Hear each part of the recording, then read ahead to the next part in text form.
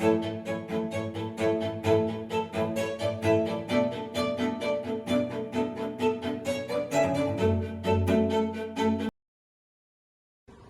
Swastiastu. Selamat siang semuanya. Apa kabar hari ini?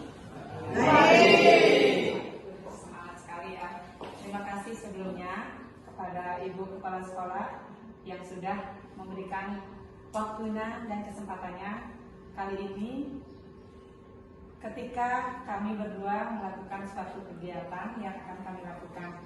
Terima kasih juga kepada rekan-rekan guru yang sudah berkenan untuk meluangkan waktunya juga di sini bersama-sama, walaupun banyaknya tugas dan administrasi yang harus diselesaikan, namun kegiatan kali ini semoga juga bisa bermanfaat yang kami berikan, yang kami diskusikan, yang kami sharingkan, dan kami harapkan semoga dalam kesempatan ini kami bisa berbagi untuk kegiatan. Saya, Nikita Trai Sumayani, CGP Angkatan 10, ingin berbagi tentang kegiatan menyebarkan pemahaman dan penerapan pengalaman budaya positif bersama rekan saya, Saya Titin Agustin Dewi, calon guru penggerak Angkatan 10, dasar dari SD Negeri Baru.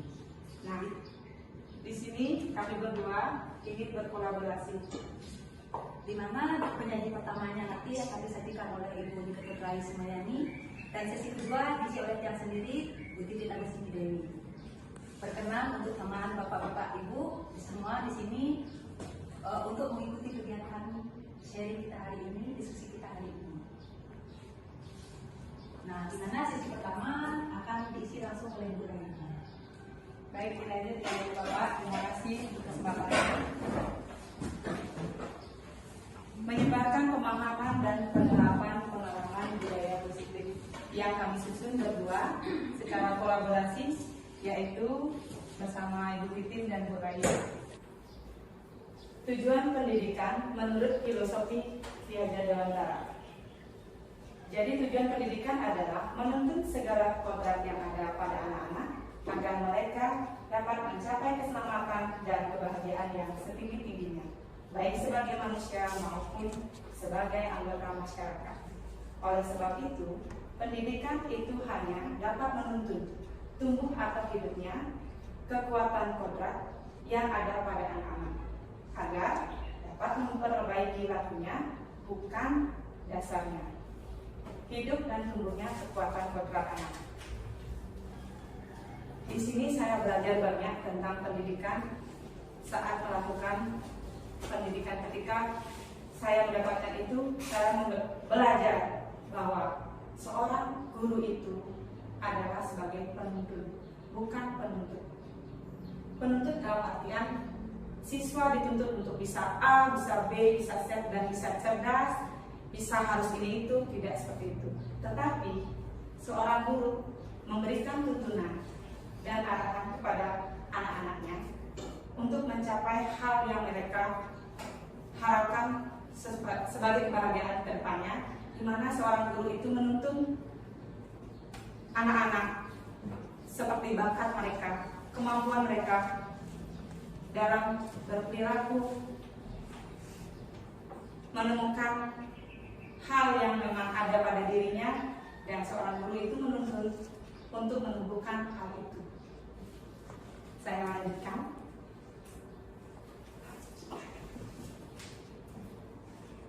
Budaya positif.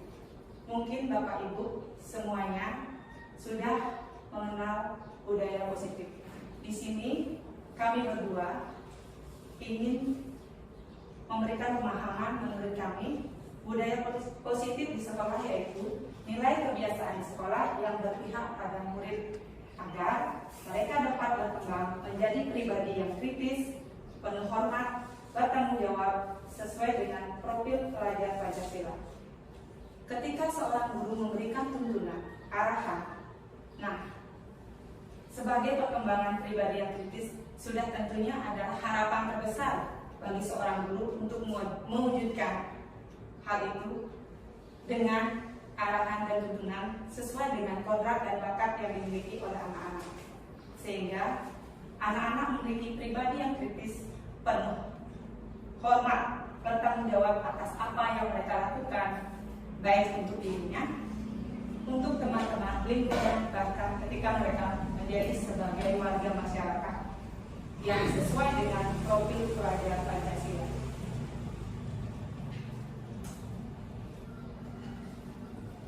Baik rekan-rekan, Bapak Ibu semuanya, konsep inti atau utama budaya positif itu ada 8.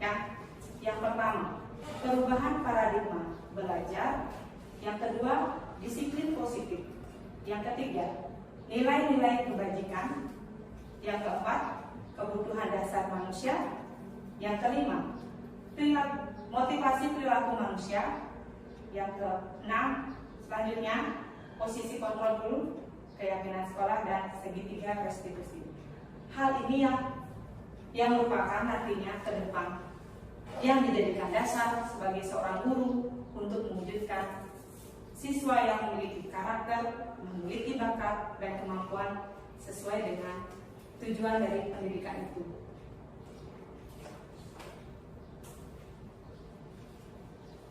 Yang pertama, perubahan paradigma belajar.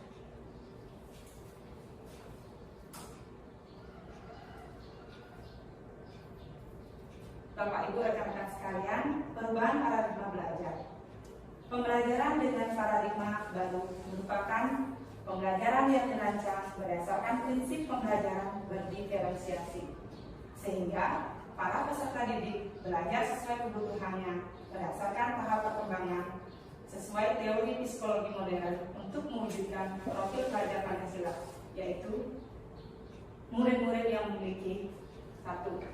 Beriman dan bertakwa dan berakhlak mulia, mandiri, bernalar kritis, berkebinekaan global, bergotong royong, dan yang terakhir, kreatif. Dalam perubahan paradigma belajar ini sudah tentunya ada proses, ada jalan yang kita tuntun, yang kita arahkan ketika mendidik seorang siswa sehingga mereka bisa mencapai hal ini.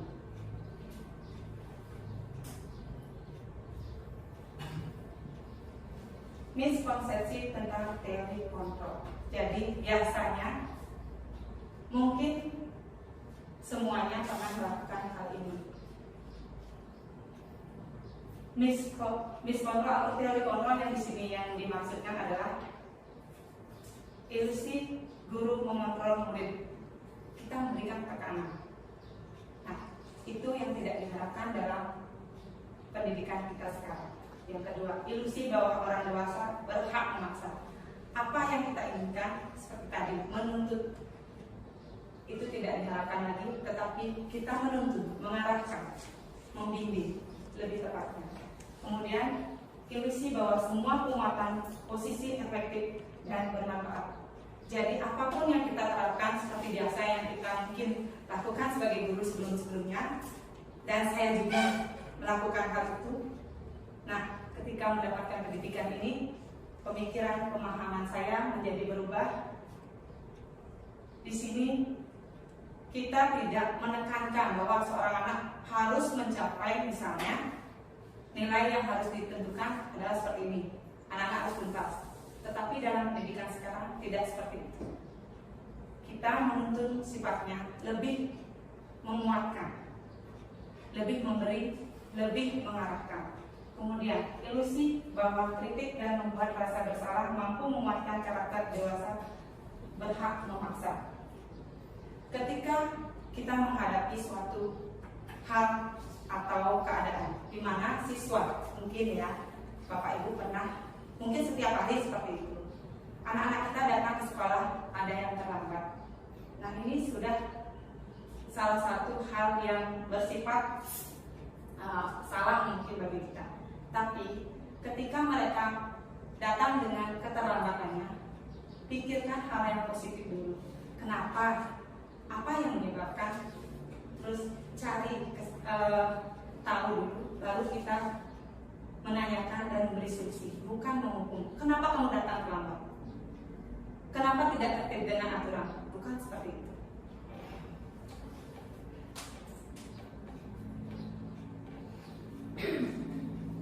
Merubah paradigma stimulus respon ke posisi kontrol.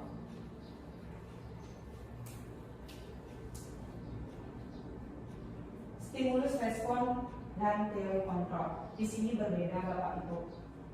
Secara yang pertama, realita atau kebutuhan kita sama dalam segi stimulus respon, tetapi dalam teori kontrol realita atau kebutuhan kita berbeda. Yang kedua, semua orang melihat hal yang sama. Dalam hal sisi teori kontrol itu setiap orang memiliki gambaran yang berbeda. Kita mencoba mengubah orang agar berpandangan sama dengan kita.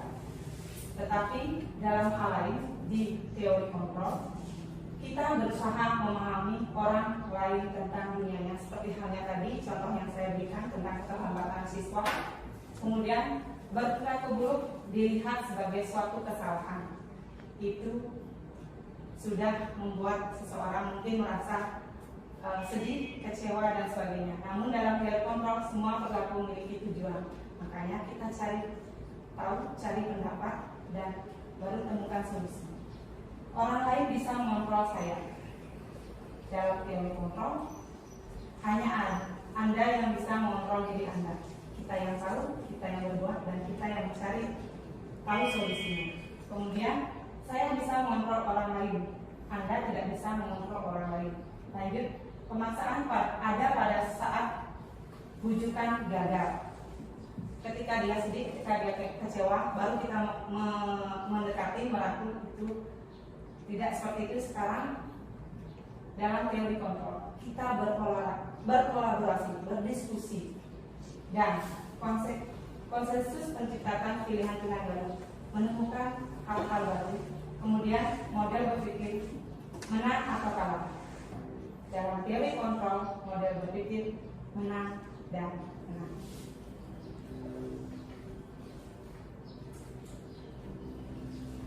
Disiplin positif.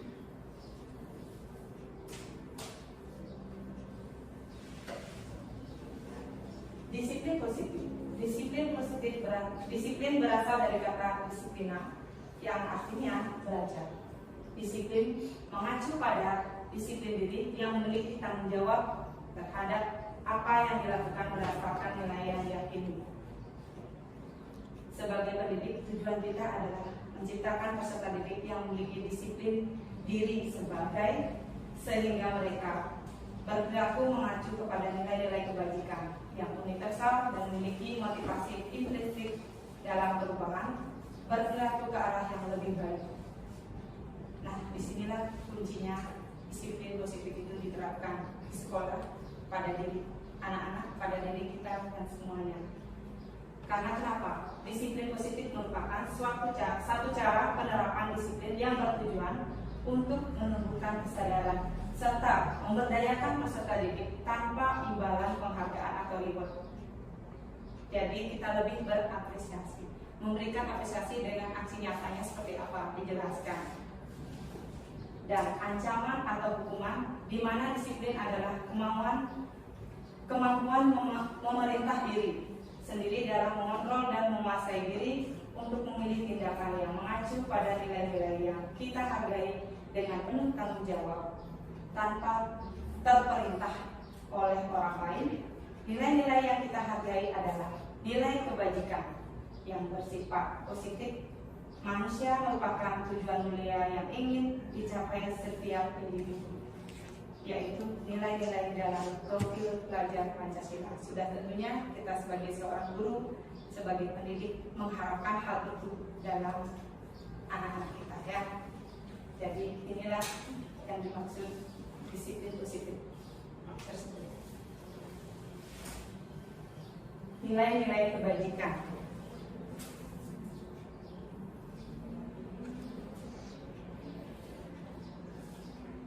Nilai-nilai kebajikan, nilai yang disepakati bersama, lepas dari suku, bangsa, agama, bahasa maupun latar belakangnya. Artinya, kita menerapkan disiplin positif mulai dari diri kita yang kita awali di kelas, mungkin dengan kesepakatan siswa dan guru baru tahap selanjutnya. Kemudian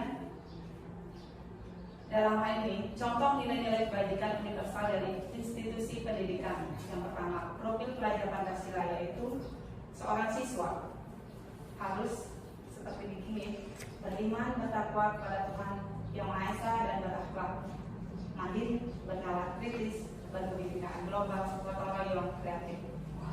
Kemudian ekonomi yes program atau PIP adalah sebuah toleransi rasa hormat, integritas, mandiri, menghargai, antusias, empati, keingintahuan, kreativitas, kerjasama, percaya diri, dan komitmen.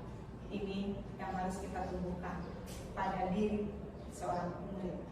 Kemudian keterampilan hidup atau life skill. Hal ini dilakukan karena dapat dipercaya, lurus hati, pendengar yang aktif, tidak merendahkan orang lain, dan memberikan yang terbaik dari diri untuk diri, baru dikembangkan untuk orang lain.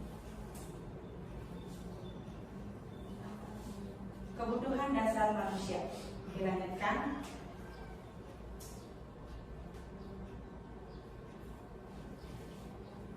Dalam kebutuhan dasar manusia, kebutuhan dasar manusia adalah segala sesuatu yang kita lakukan mendapatkan apa yang kita inginkan. Seluruh tindakan yang kita lakukan memiliki tujuan tertentu, dan semua usaha terbaik yang kita lakukan adalah dalam rangka agar kebutuhan dasar kita terpenuhi dengan baik pula. Jadi ini adalah kebutuhan dasar dari manusia. Kemudian dalam kebutuhan itu ada 5 kebutuhan dasar yang ada pada diri manusia. Yang pertama, bertahan hidup. Itu meliputi seperti mendapatkan makanan, pakaian, tempat tinggal, keamanan, kesehatan. Kemudian yang kedua, kasih sayang dan rasa diterima. Rasa diterima, dipedulikan, berbagi, kerjasama, menjadi bagian dalam kelompok. Kemudian penguasaan, harga diri, keinginan untuk dianggap memimpin, berprestasi, diakui, didengar. Kemudian kebutuhan berikutnya adalah kebebasan, mandiri, memiliki pilihan, mencoba hal baru, maupun mengendalikan arahan diri. Kemudian kesenangan, beriman, bermain, humor, antusias, tertawa. Nah, ketika 5 dasar ini sudah terpenuhi, sudah tentunya seseorang atau kita bahkan murid akan merasa bahagia pada dirinya.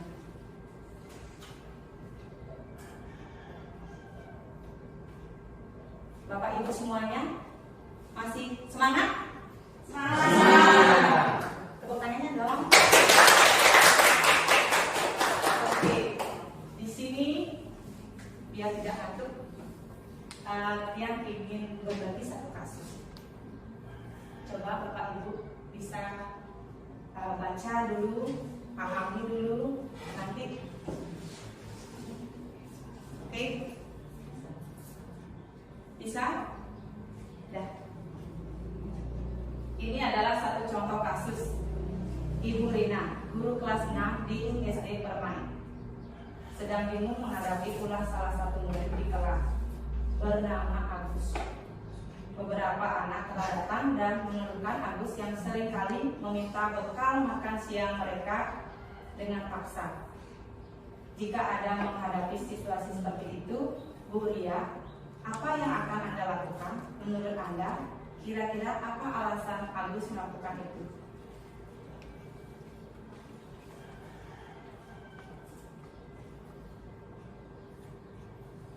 Jadi analisis kasus yang dilakukan dalam konteks penerapan disiplin positif Ibu Ria, sebaiknya yang pertama seperti tadi, kita mencari tahu dulu alasan kenapa Agus melakukan tindakan tersebut, agar kita memahami dulu keadaan siswanya kita sendiri, ya. Kemudian kebutuhan yang mana yang sedang berusaha dipenuhi oleh Agus, seperti yang 5 kontrol tadi, yang mana yang dia mau penuhi. Terlihat di sini, yang pertama, Agus lapar, mungkin ya, dari sisi 5 kontrol yang tadi. Agus lapar dan orang tuanya tidak membawakannya bekal makan siang. Ini secara subjektif. Kemudian mungkin dalam ilusi yang kedua, teman Agus jadi perhatian Agus karena dia ingin love in. Kemudian yang ketiga, dalam ilusi yang mungkin muncul, dia merasa hebat karena temannya jadi takut. Ini yang penguasaan yang tadi. Dan menuruti keinginan karena dia punya power, dia punya penguasaan. Ketika dia ambil makanannya, teman-temannya takut, dia merasa dirinya berkuasa, dan hal itu membuat dia menjadi senang mungkin ya. Kemudian yang keempat, Agus merasa bosan dengan bekal yang dibawakan oleh orang tuanya karena selalu bekal yang sama, mungkin monoton, itu menjadi jenuh sehingga dia menjadi rindu. Kemudian muncul keinginannya yang bebas mengambil makanan dari teman-temannya tanpa menyadari dia membuat suatu masalah. Kemudian yang kelima, Agus hanya iseng dan dia menikmati ekspresi wajah teman-teman yang besar, yaitu fun. Padahal dia melakukannya itu bukan karena dia tidak punya bekal, bukan karena dia tidak ingin teman-temannya itu menganggap dia sebagai pemimpin, tapi karena keisengannya seperti itu.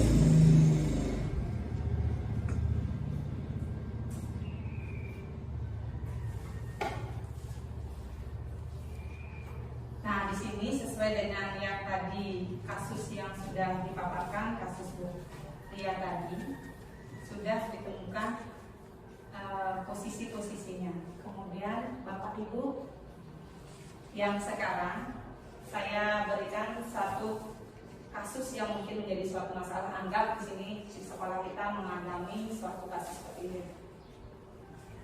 Ivan telah menguasai pelajaran matematika, sehingga pada saat pelajaran tersebut berlangsung dia lebih banyak berdiam diri atau menggambar di buku pelajarannya. Pada saat guru matematikanya Pak Seno menanyakan pertanyaan, Ivan menjadi gugup dan tak sengaja menjatuhkan tasnya dari kursi, serta tiba-tiba menjadi gagap pada saat berupaya menjawab. Seluruh kelas pun menjadi tertawa melihat perilaku Ivan yang bicara tergagap dan terkejut tersebut. Pak Seno pada saat itu membiarkan teman-teman Ivan menertawakan Ivan yang tergagap dan malunya luar biasa, dan malahan meminta Ivan untuk maju ke depan dan berdiri di depan kelas sambil menunjuk hidungnya karena tidak bisa menjawab pertanyaan dari Pak Seno. Kelas makin gaduh dan anak-anak pun tertawa melihat Ivan di depan kelas dengan memegang ujung hidungnya. Gimana Bapak Ibu dari kasus ini? Menurut Bapak Ibu, posisi mana? Setuju tidak Bapak Ibu dengan perilaku dari Pak Seno dulu ya? Maaf, sebelum kita lanjut ke posisinya. Kasus yang sudah ada, menurut Bapak Ibu sekalian, Bapak Ibu setuju dengan perilaku dengan caranya Pak Seno? Tidak setuju. Tidak setuju. Ya. Saya pun sepertinya tidak setuju ya. Sekarang dari kasus ini, Bapak Ibu, adakah yang mau memberikan tanggapan kenapa tidak setuju dari perilaku Pak Seno pada siswa? Bapak Ibu, pikirkan dulu, baca dulu kenapa tidak setuju mungkin ya. Terus menurut Bapak Ibu, nanti posisi yang mana yang seharusnya seorang guru ya berikan atau seharusnya lakukan? Jadi Bapak Ibu, ya, Bu Steti. Saya tidak setuju dengan Pak Seno, di mana Pak Seno itu langsung menunjuk hidungnya Eva di depan teman-temannya. Ya, kejadian perilaku Pak Seno itu membuat Eva itu menjadi kurang percaya diri ya, mentalnya bisa jatuh. Ya, seharusnya Pak Seno itu melakukan pendekatan secara individu. Iya, bagus Ibu.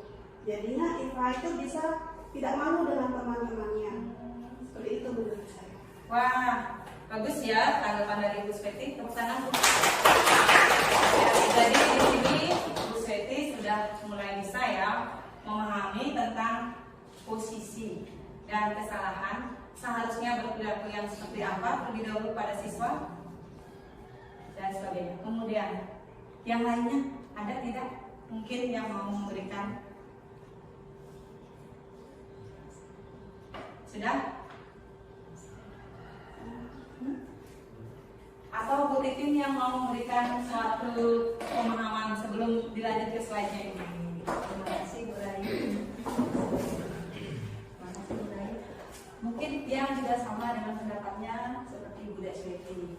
Siapa sih kita sebagai guru? Mungkin di sini sebelum kita mengetahui posisi kontrol kita ya sebagai guru, mungkin kita akan langsung, kenapa kamu tidak bisa jawab pertanyaan? Pasti kamu nggak belajar. Mungkin akan ada hal seperti itu. Dan hal ini pernah juga saya lakukan. Ada beberapa anak yang tidak mengerjakan soal, tidak mengerjakan PR, saya langsung tegur, to the point, saya langsung tegur anak tersebut seperti itu. Tanpa saya tahu alasannya apa sih, kenapa sih anak ini tidak membuat PR, atau kenapa sih anak ini tidak bisa mengerjakan soal ini. Kita tidak menggali seperti ini. Nah, saya sangat tidak setuju dengan apa yang dilakukan oleh Pak Simo di sini. Karena benar kata Bu Senti tadi, di sini Iva ini mentalnya langsung down ya, langsung jatuh. Selain dia malu, semua teman sekelasnya itu di sini dia menertawakan dia di sini seperti itu. Jadi tindakan di sini Pak Simo itu dia itu sebagai penghukum di sini ya. Dia sebagai penghukum, seharusnya tidak seperti itu. Sekian saja Bu tadi ya. Jadi tindakan yang dilakukan Pak Seno itu tepat sekali yang sudah dijelaskan oleh Bu Titi sebagai penghukum yang semestinya kita sebagai seorang guru memiliki posisi yang tentunya diharapkan sebagai siswa, yaitu sebagai manajer yang terpenting yang nanti akan dijelaskan, di mana seorang guru itu pertama ketika kita menghadapi sebuah kasus atau masalah bagi siswa, kita dekati dulu. Kita cari tahu apa yang menjadi alasan dari siswa itu melakukan hal itu. Kemudian ketika kita menemukan dari hal yang menyebabkan dari kegiatan atau masalah yang menyebabkan kondisi anak itu membuat seperti itu, barulah kita mencari solusi secara bersama-sama, melakukan diskusi ya, yang kemudian anak itu tahu tentang perilaku dan sadar akan kesalahan yang dia lakukan. Sehingga ketika diajak berdiskusi, siswa itu juga diharapkan bisa menemukan, mencari dan menemukan, tentunya yang dimaksud adalah apa yang semestinya yang dia lakukan untuk berubah, seperti itu. Besar harapan kita sebagai pendidik, jika kita sudah melakukan hal itu, maka rasa kecewa atau rasa malu dari siswa itu tidak akan ada.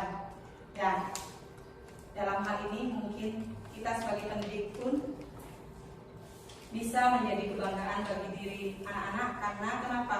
Ketika anak-anak itu mengalami suatu masalah atau ada masalah, kita tidak secara langsung menghukum, tetapi mendampingi dia, menemukan dan memberikan solusi terbaik, sehingga ke depan anak itu menjadi lebih baik dengan tidak mengulangi kesalahannya dan menjadi berubah untuk lebih sukses ke depannya ya.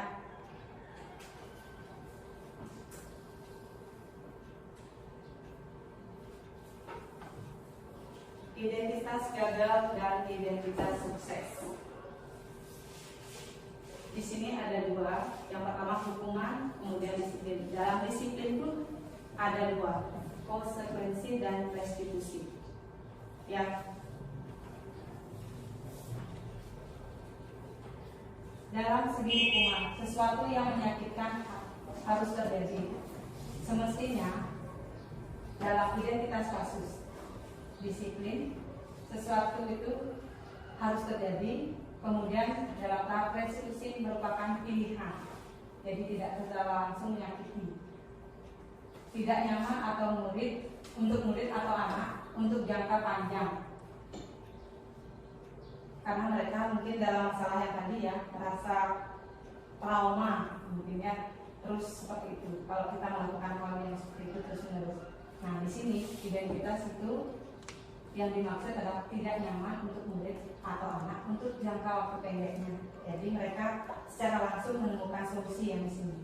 Menguatkan untuk murid atau anak dalam jangka waktu panjang. Ketika mereka sudah mendapatkan solusi, menjadi tahu kesalahannya dan tidak mengulang lagi. Dalam sisi hukuman, korban mendapatkan keadilan. Kemudian dalam identitas itu korban bisa diabaikan, dan dalam segi restitusi korban mendapatkan ganti. Murid atau anak akan tersakiti. Yang di sisi identitas, murid atau anak dibuat tidak nyaman. Kemudian secara restitusi, murid atau anak mendapatkan penguatan di sini. Nah, di sini yang terpenting dalam segitiga restitusi. Ketika seorang guru menemukan masalah, kita ajak mencari solusi dan mereka tahu penyebab dan mencari tahu bagaimana caranya memecahkan. Perilaku pasif agresif meningkat karena kita terus menghukum, jadi anak-anak itu akan semakin seperti itu, semakin bahkan lebih yang tidak kita harapkan. Jadi anak-anak itu semakin kecewa, semakin sedih, bahkan tidak mau tahu lagi tentang apa yang diberikan. Penguatan hanya bertahan dalam jangka waktu pendek kalau dalam konsep konsekuensi saja diberikan. Kemudian kalau dalam restitusi, murid belajar untuk bertanggung jawab tentang perilaku kesalahannya, jadi dia sadar di sini. Kemudian dari kesadarannya dia akan rasa malu untuk mengulang seperti itu. Berperilaku hanya pada sebuah institusi, tidak berlanjut pada kehidupan nyata. Dalam konsekuensi yang kita berikan mungkin membantu penerapan mengikuti peraturan dalam masyarakat. Sedangkan dalam restitusi fokus pada pemecahan masalah dalam jangka waktu panjang. Kemudian peraturannya adalah kamu harus, mungkin dalam menghukum seorang guru itu lebih bertindak, kamu harus seperti ini, kamu jadi anak yang baik, kamu harus cerdas, kamu harus pintar, kamu harus bisa, kamu harus tahu dan sebagainya. Kemudian kalau kita hanya memberikan konsekuensinya, apa peraturannya? Mampukah kamu melakukannya? Dan hanya memberikan terima kasih seperti itu. Sudah, mungkin konsekuensinya sudah hilang. Tapi ketika kita membuat dalam restitusi, apa yang kamu yakini? Kita menggali pada dirinya kesalahan yang dia lakukan, dia meyakini apa yang dia tidak lakukan ketika di kelas, dia mengingat kembali, kemudian setelah dia mengetahui keyakinan apa yang dia tidak lakukan sesuai yang sudah disepakati, apa yang bisa kamu lakukan untuk memperbaiki? Nah, di sini kan posisi guru itu sebagai kontrol, merangkul muridnya untuk berdiskusi, menemukan pemecahan dari masalah. Murid atau anak memberikan peraturan dalam sisi hukum. Kemudian dalam konsekuensi, murid atau anak menghormati saja peraturan. Mungkin tidak akan melaksanakan, sekarang melaksanakan, mungkin besok tidak, dan selanjutnya akan bebas lagi. Tetapi dalam restitusi, murid atau anak menghormati dirinya dan orang lain, sehingga dia sudah terbiasa dalam perilaku, terutama budaya pusat.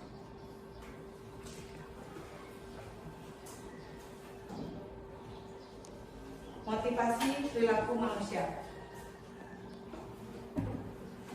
Motivasi adalah dukungan atau gerakan apa yang ditimbulkan untuk diri kita melakukan sesuatu. Nah, di sini akan dilanjutkan oleh rekan saya, yaitu Ibu Titin Mustini. Ibu Titin, silakan. Terima kasih Bu Nadia atas waktunya. Ya, Bu. Selamat siang Bapak Ibu. Siang. Mungkin di sini karena kita tergabung dari beberapa SD, mungkin ada di sini yang belum kenal ya, mungkin ya. Tiap bulan lagi untuk perkenalan diri, karena tadi tiba-tiba spontan ya bulannya ya. Jadi yang tiba-tiba kaget gitu tadi. Nah, sebelum lanjut ke materi, izinkan saya untuk memperkenalkan diri, tapi sebelumnya terima kasih untuk waktunya Ibu Kepala Sekolah karena sudah meluangkan waktunya di sini meninggalkan meetingnya tadi demi kegiatan diskusi hari ini beserta Bapak Ibu hebat kalian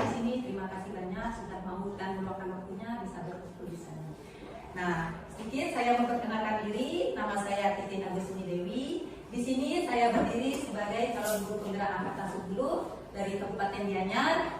Saya bertugas di SD Negeri 2 Lebih. Nah, di sini saya didampingi oleh Bu Rai menyajikan pemaparan materi kita tentang budaya positif. Nah, di mana tadi sudah sebagian dijelaskan atau dipaparkan oleh Bu Rai-nya. Nah, di sini saya melanjutkan. Tapi sebelum saya lanjutkan, saya mohon izin dulu di sini ya Bapak Ibu, khususnya Ibu Kepala Sekolah. Di sini kami berdua tidak merasa kalau kami itu paling mampu, tidak merasa kalau kami itu banyak ilmu, paling pintar, tidak. Tapi semata-mata kami berbagi, sharing di sini mengenai apa yang sudah kami pelajari di pendidikan guru penggerak seperti itu. Nah, dengan harapan setelah sharing ini kita sama-sama paham, sadar apa sih itu budaya positif yang nanti bakalan kita terapkan di sini untuk anak didik kita seperti itu. Nah, untuk mempersingkat waktu, yang lanjut aja nanti materi selanjutnya itu tentang motivasi perilaku manusia. Nah, mungkin aku panjang lebar juga yang jelaskan karena di sini semua Bapak Ibu hebat, ge. Nah, motivasi apa sih itu motivasi?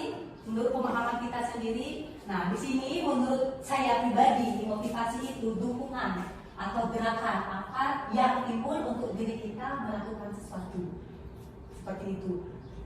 Intinya di sini kita menanamkan hal positif pada diri kita sendiri untuk memotivasi diri kita sendiri menuju arah yang lebih baik seperti itu.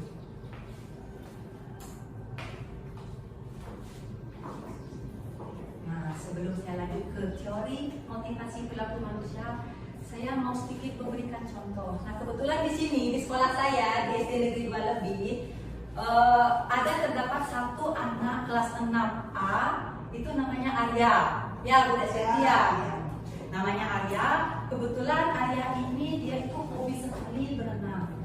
Dia hobi sekali berenang dan kebetulan kemarin dia juga mewakili Kabupaten Gianyar ya Pak Ardito.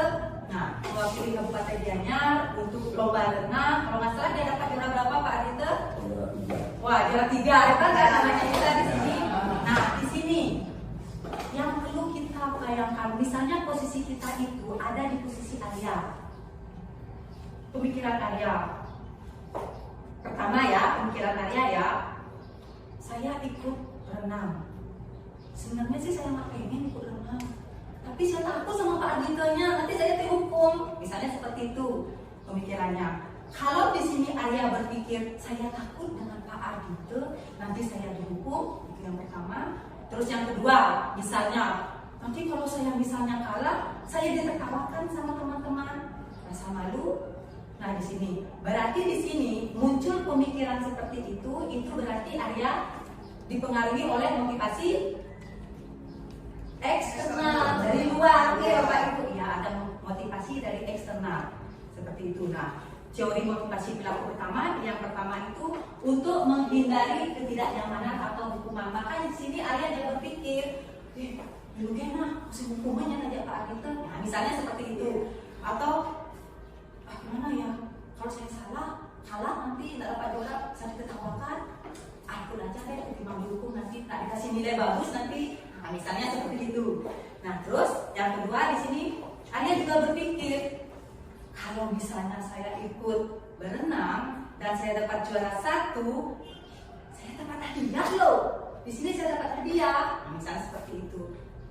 Ada motivasi dari dia, saya ikut berenang, saya hadiah, dapat uang, dapat pujian dari Bapak Ardito sama Ibu Kepala Sekolah dan teman-teman, saya jadi artis sekolah. Nah, misalnya seperti itu. Terus yang kedua, selain itu saya mau nargetin ini SMP favorit. Siapa tahu kalau saya dapat juara, saya bisa mendapatkan SMP favorit. Nah, kalau sudah ada bayangan dari pihak luar, itu dinamakan motivasi eksternal. Nah, tapi semisalnya kalau di sini Arya berpikir, saya memiliki hobi renang, terus saya mau ikut renang biar saya lebih percaya diri, biar saya bisa mengasah skill saya. Nah, misalnya seperti itu, mengasah skill saya lebih bisa berkembang. Nah, di sini tanpa ada faktor dari luar, di sini Aryanya itu sudah memunculkan sendiri, dia tergerak dari hati nuraninya. Kalau sudah tergerak dari hati nurani,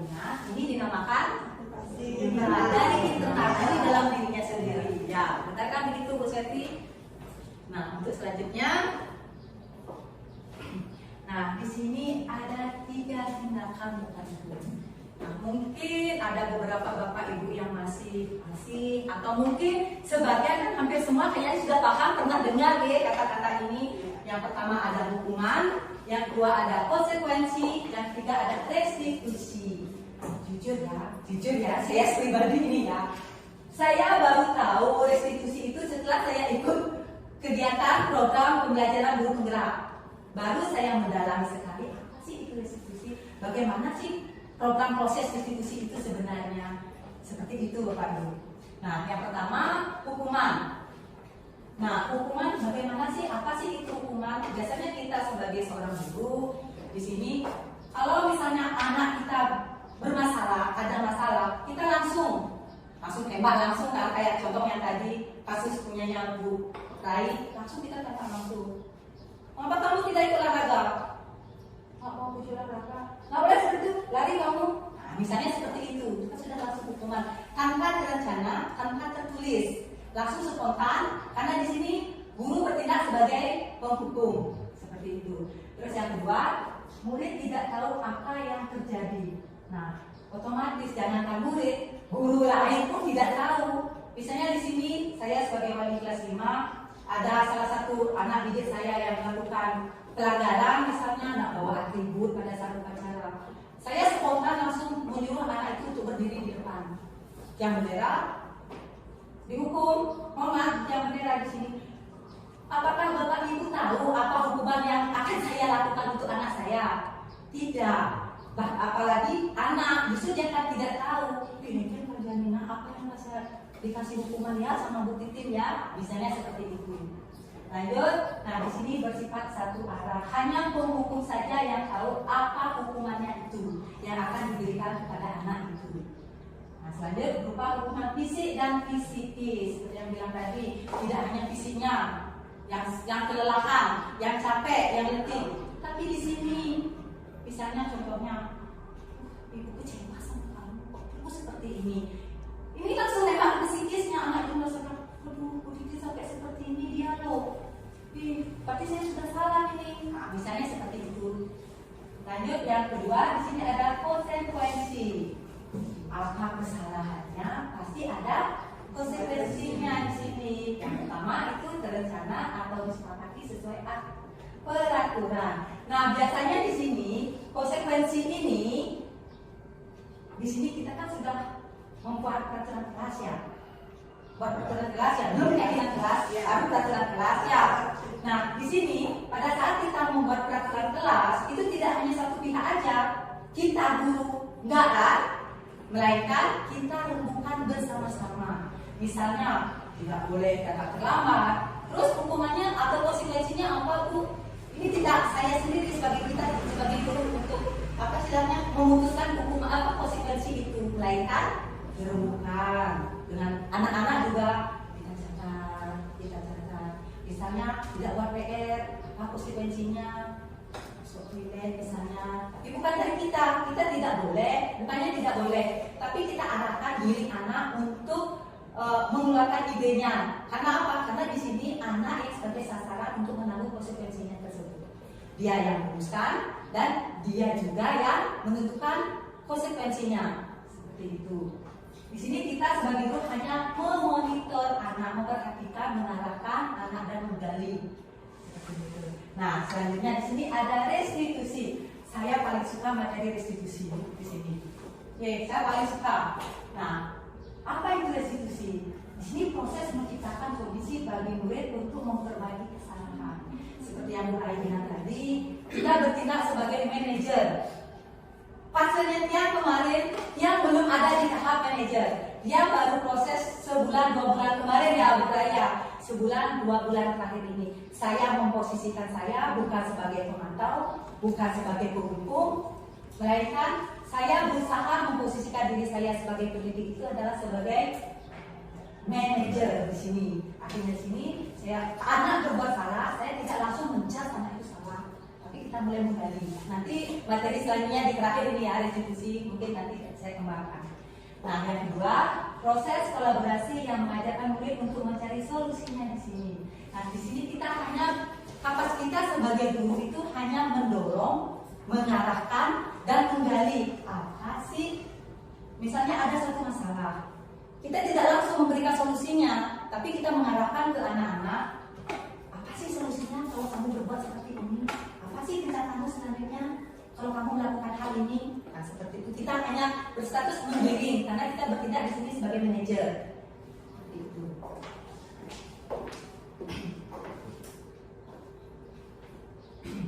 Nah, di sini Bapak Ibu yang mempunyai, kalau dibilang pertanyaan enggak ya, mungkin bacaan atau apa ya dibilang ya. Kalau dibilang pertanyaan ini nggak masuk ke pertanyaan. Coba yang pertama, fokus lihat.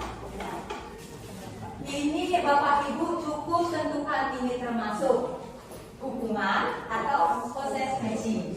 Ingat, kalau hukuman itu berhubungan dengan fisik, fisiknya yang dilakukan. Kalau konsekuensi itu berhubungan dengan tindakan dan hasil yang dia lakukan. Nah, seperti itu ya.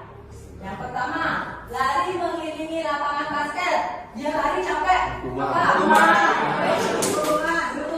benar. Satu buat anak-anak didik. Ya, anak-anak didik. Lanjut yang kedua, membersihkan coretan yang dibuat di meja tulis. Konsekuensi. Kenapa konsekuensi? Karena anak itu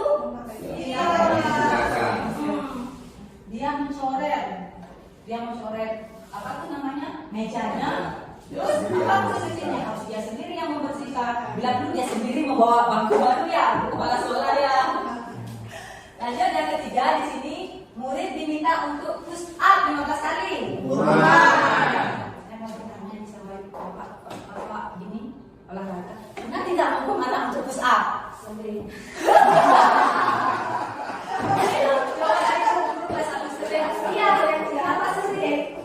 Karena kita belum memahami iya. Karena saya juga sama dulu. Karena saya disuruh anak itu seperti ini.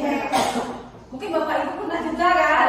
Saya pernah, tapi setelah saya mempelajari restitusi, mulai belajar merubah diri seperti itu dari sekarang. Karena kita baru tahunya sekarang kan betul belajar diri. Terus selanjutnya mengganti kertas tugas teman yang telah dicoret-coret. Konsekuensi. Saya itu udah punya buku sendiri, punya teman dicoret-coret lagi, begitu ya. Next, berjemur di lapangan basket jam 12 malam. Kita pernah nggak? Belum sih. Oh, belum sih. Jangan ya. Kasihan, kasihan. Jangan, tak boleh ya Pak, tak boleh. Ini ibu kepala adiknya saja nanti malah sebaliknya Bapak kena SP. Next, lanjut. Murid diminta bertelanjang kaki sepanjang hari karena tidak menggunakan sepatu. Termasuk hukuman. Sedikit ya dengan lingkungan kita di luar negeri. Kita kan berada di posisi desa. Di desa di sini terkadang ada orang tuanya yang sangat mampu sekali dan ada orang tuanya yang sangat kurang sekali, kan begitu. Semisalnya di sini, ini spontan aja ini pertanyaannya ini.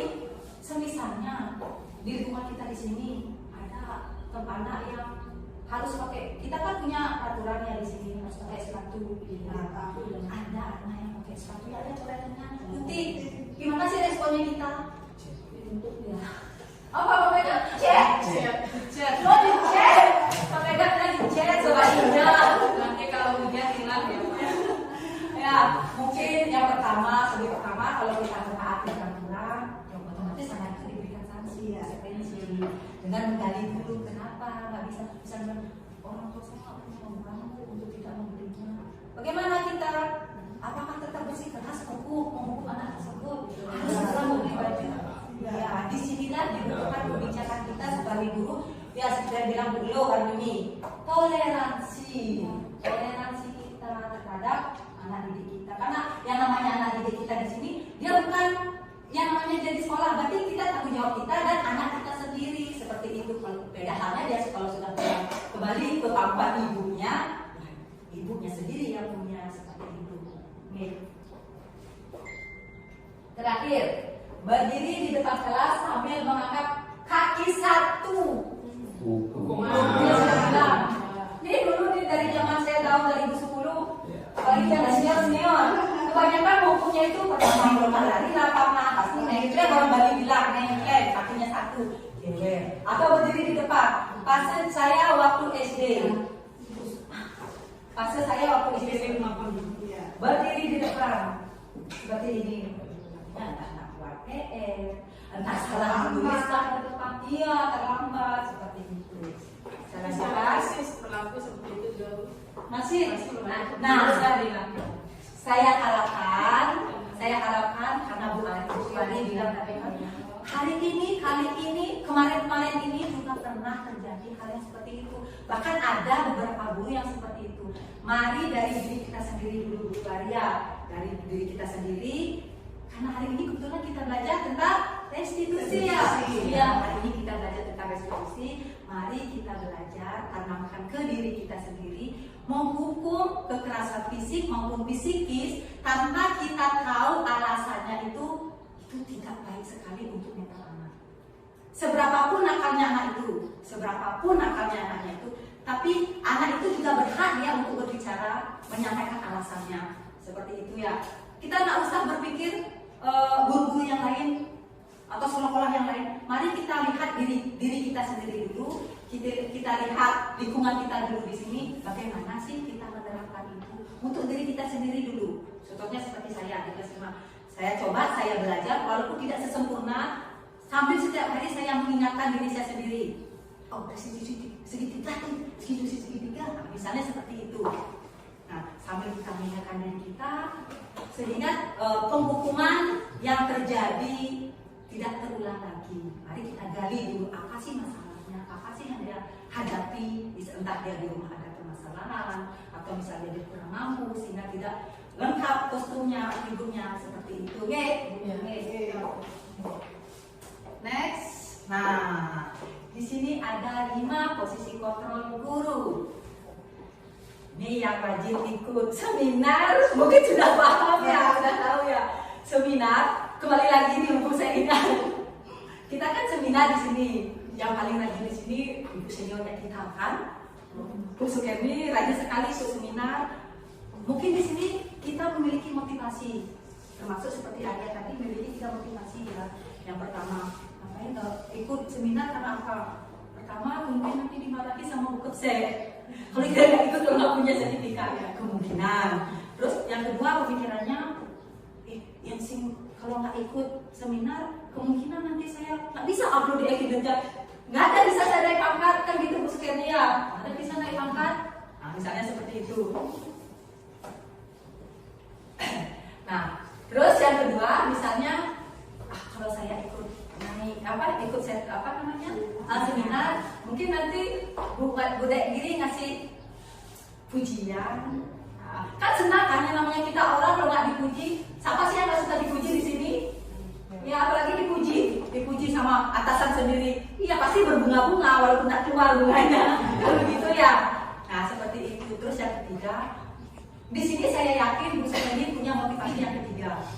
Saya ikut saya ikut seminar, saya ingin menambah ilmu.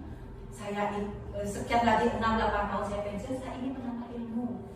Bisa hal kayak seperti ini, posisi kontrol yang baru-baru, entah itu Ibu Merdeka, terus posisi kontrol, segitiga restitusi. Ada pemahaman, ada materi baru yang masuk ke saya, nanti bisa saya pelajari sebagai saya bekal nanti.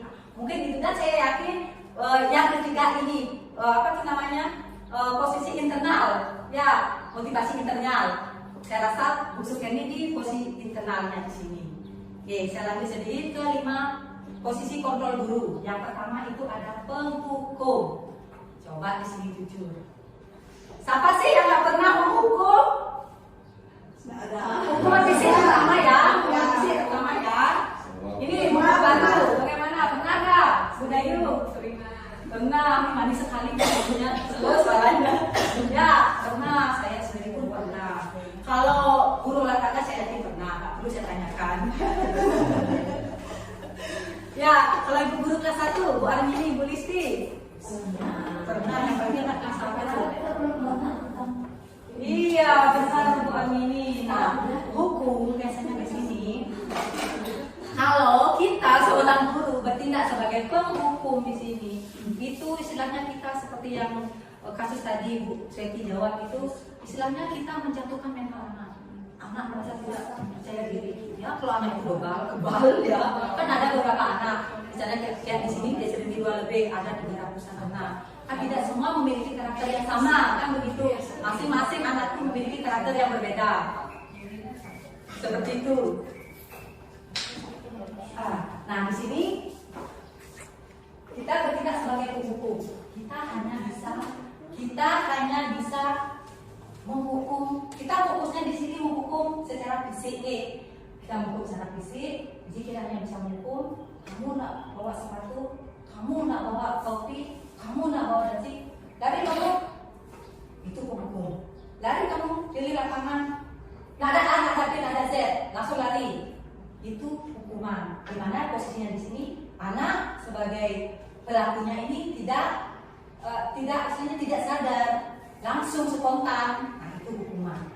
Yang kedua di sini ada membuat merasa bersalah. Ini sudah saya masuk, saya suka ini. Membuat rasa bersalah. Anak melakukan kesalahan, misalnya, jangan tadi bilang nak bawa dasi, nak bawa sepatu. Nah, kamu kok nggak bawa dasi? Kok nggak bawa sepatu? Misalnya ya, ibu sedih sekali, ibu kecewa sekali. Kok terlalu sering sih seperti ini? Malu loh ibu sama teman-temannya ibu, sama wali kelas yang lain. Karena setiap hari Senin kamu aja terus dipanggil, kamu aja terus dipanggil. Ibu malu, ibu sedih di sini.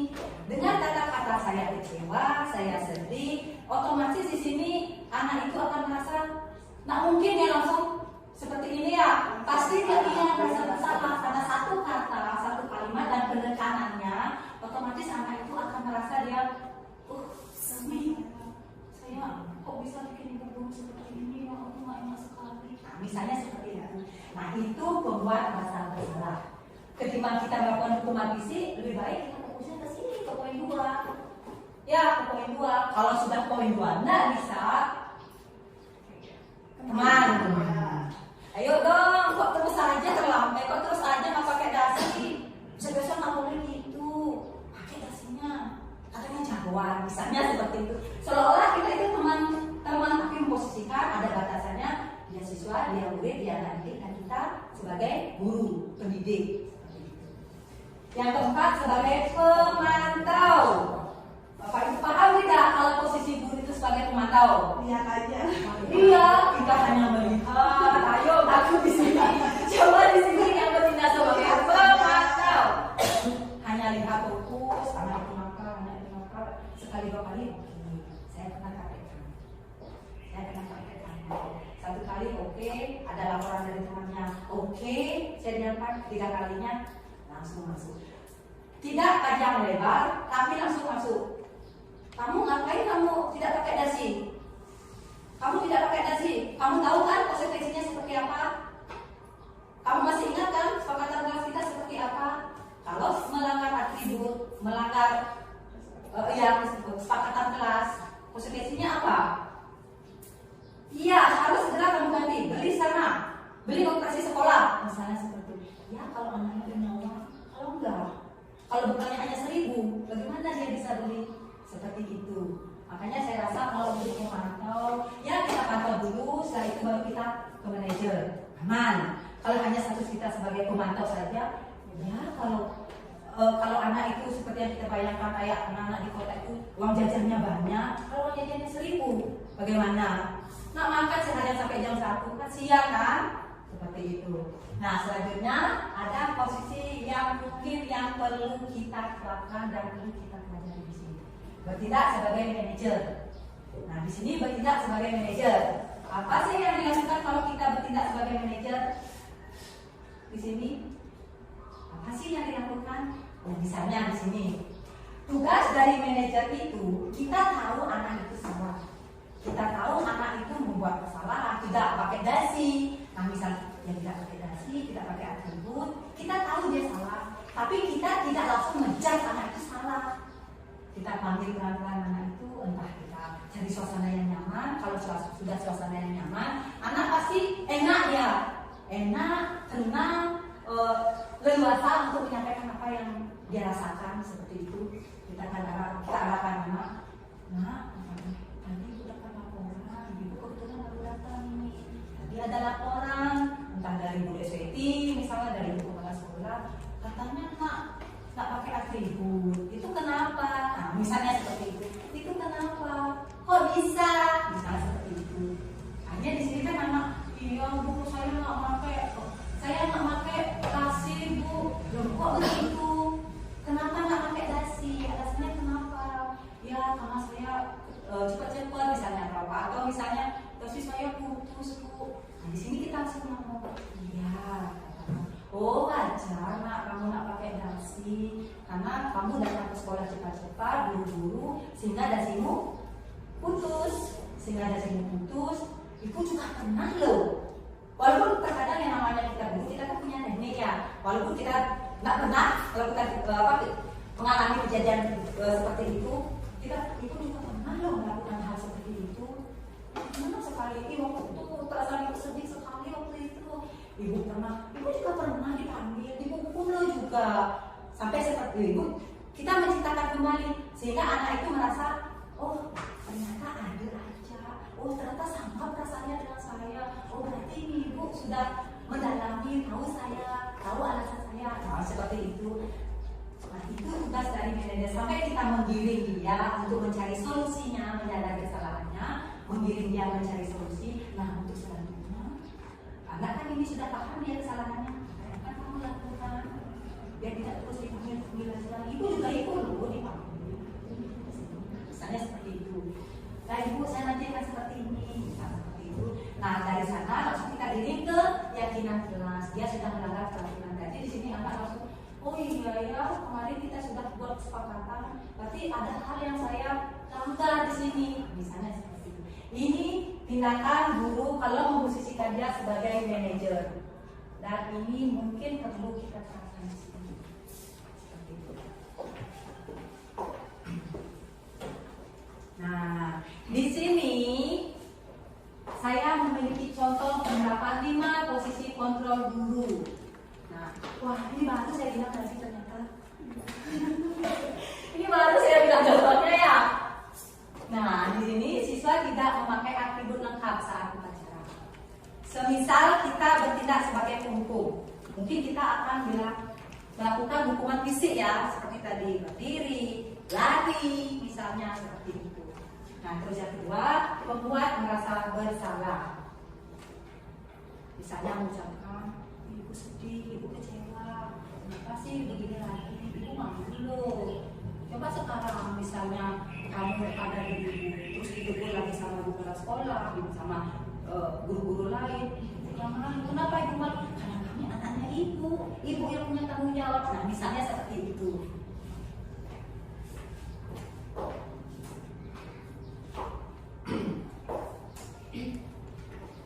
Nah, selanjutnya sebagai teman.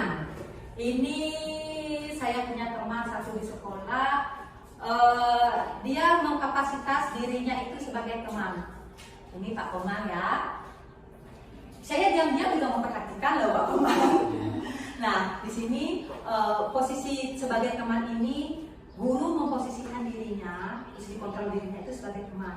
Dia ngomong seolah-olah ada fase dia memposisikan dirinya sebagai pendidik, dan ada fase guru ini bisa masuk ke lingkungan anak itu sendiri, bisa dia masuk, entah dia ada permasalahan dengan teman-temannya, permasalahan dalam belajar, di sini guru bisa masuk ya. Kalau sudah gurunya memposisikan dirinya sebagai teman, mungkin anak itu akan merasa nyaman, seperti itu. Oke, lanjut. Pemantau, di sini sebagai pemantau hanya melihat, berkaca. Nah, di sini sebagai pemantau, kamu sudah melakukan peraturan sekolah, kamu tahu kan posisinya seperti apa. Kalau pemantau, dia langsung mengarah apa keyakinan kelasnya, apa peraturan kelasnya, tak bisa ditulis, langsung nembak ke sana, langsung masuk dia ke sana. Kalau kamu sudah melanggar seperti ini, konsekuensinya seperti ini, kamu harus penuhi konsekuensi ini. Karena apa? Karena peraturan sekolah ini kamu sendiri yang buat dengan teman-teman, bukan bapak, bukan ibu, seperti itu. Lanjut, terakhir sebagai manajer. Nah, di sini kita menggiring. Mungkin kita sebagai guru menggiring, membuat suasana nyaman, ya, membuat suasana nyaman sehingga anak itu merasa nyaman untuk bercerita. Teman curhat istilahnya kata lainnya guru Pak guru. Teman curhatnya kalau dia sudah nyaman curhat, besu keluar semua kata-katanya seperti itu. Itu kita bertindak sebagai manajer. Nah, bagaimana? Ada pertanyaan mengenai pos 5 posisi kontrol ini sebelum saya lanjut? Sudah. Sudah nyaman? Sudah. Yakin nih sudah nyaman? Sudah. Oke, saya lanjut. Saya punya pertanyaan lagi loh. Anggap aja ini kulit kacang ya. Ambil bijinya dimakan kalau enak. Kalau enggak dibuang. Nah, yang pertama di sini ada posisi kontrol. Apakah aku bukan yang lain tapi diri kita sendiri ya. Yang pertama, saya kecewa sekali dengan kamu. Apa posisi kontrolnya? Membuat salah. Ya, membuat dasar salah. Ini coba mulainya seperti ini gimana ya. Mungkin 1 detik aja kita belajar ya. Next, yang kedua, kamu tidak pernah benar melakukannya. Apa? Kamu tidak pernah benar melakukannya. Dari kamu sekarang, misalnya seperti itu ya. Terlihat tak ada sendiri. Lanjut yang ketiga, ayo lakukan demi ibu, ayo lakukan demi ibu, atau ayo lakukan demi bapak. Nah ini tidak posisi kontrolnya. Ayolah lakukan demi ibu. Masa ngantar terus, masa malu-maluin ibu terus, di sana seperti itu. Lanjut, apakah kamu mau mendapatkan stiker bintang hari ini? Sebagai pemantau. Kenapa sebagai pemantau? Karena di sini kita kan membuat sepakatan kelas. Misalnya di sini yang benar menjawab boleh istirahat di luar. Saya seperti itu. Nanti Bude jangan tegur saya ya. Terus yang kedua misalnya nilainya 100, anak-anak dapat stiker. Ini kesepakatan bersama loh kita buat. Nah, misalnya seperti itu. Lanjut. Bagaimana kamu bisa menyelesaikan masalah ini? Bagaimana sih kamu bisa menyelesaikan masalah ini? Apa ini? Ya. Di sini statusnya dari bahasanya, dari katanya dia menggali ya. Dia menggali di sini tidak menyalahkan, tidak menghakimi, tapi dia menggali. Terakhir, kamu selalu yang paling terakhir. Apa? Kamu selalu yang paling terakhir. Disuruh apa-apa selalu paling terakhir. Berdiri kamu di depan kelas, misalnya seperti itu. Oke. Dan jawaban Bapak Ibu semuanya hebat. Yuk kasih semangat.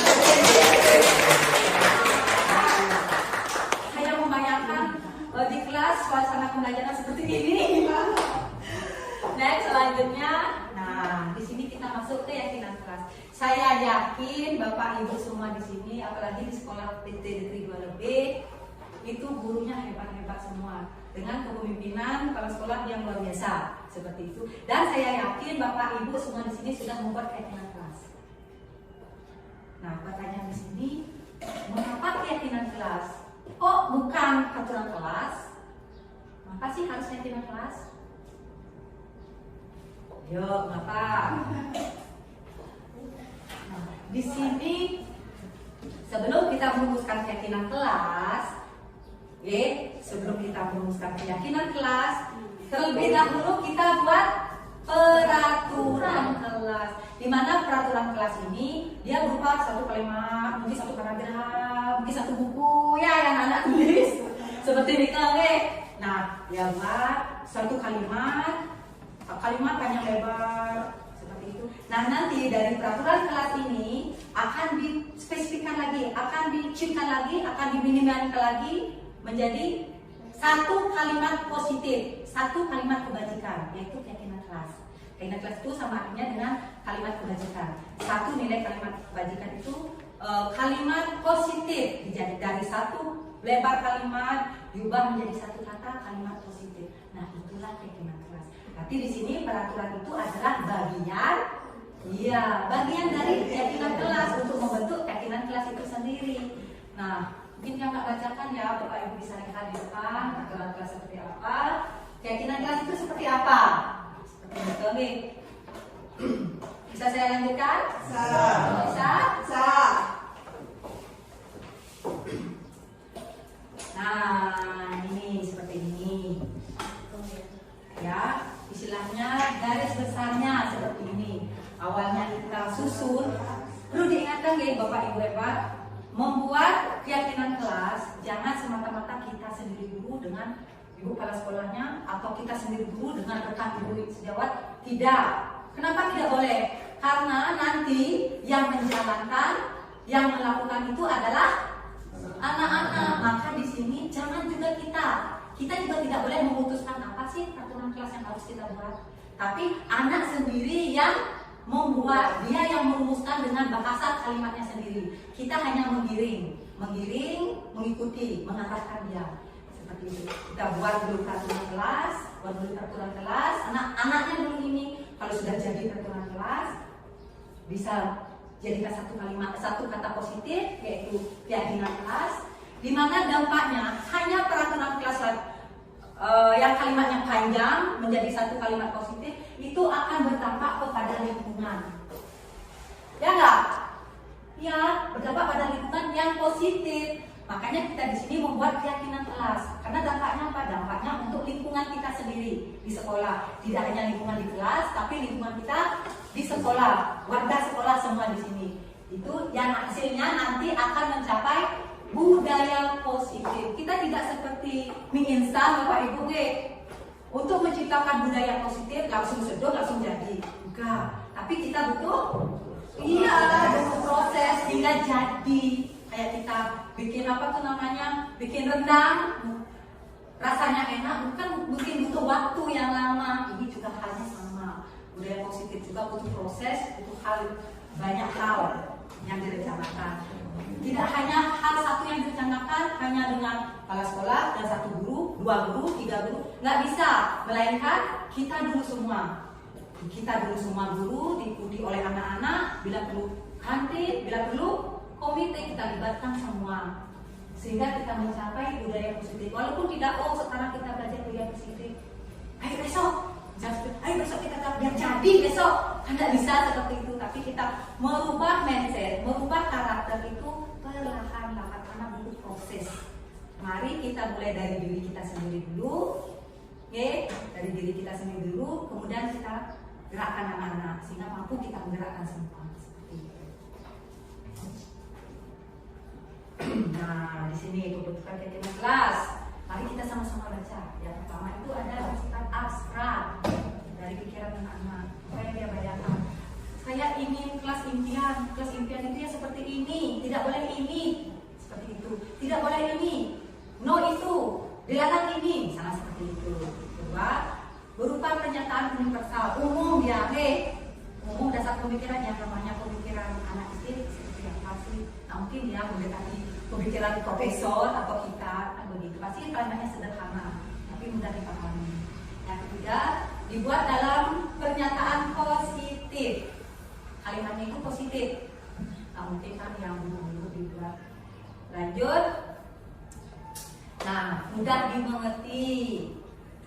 Next, sesuai dengan kondisi kelas. Nah, pastinya kita menyusun peraturan dan keyakinan kelas itu menyesuaikan dengan kondisi kelas kita.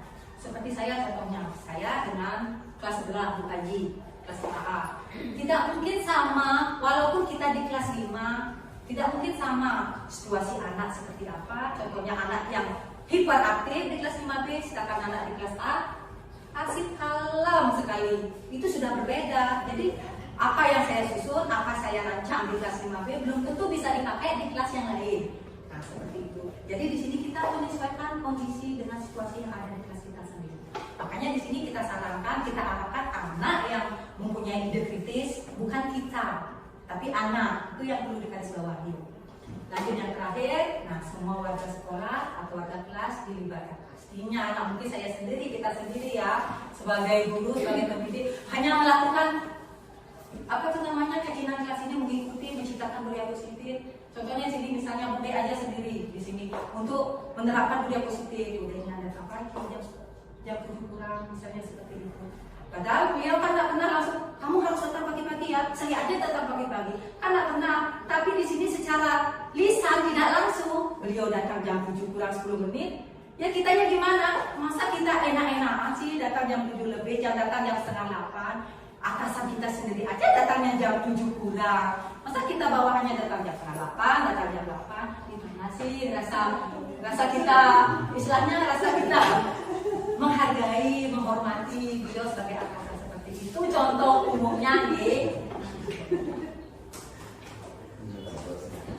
Nah, lanjut materi pokok kita. Bukan materi pokok ya, materi favorit. Materi favorit, segitiga restitusi.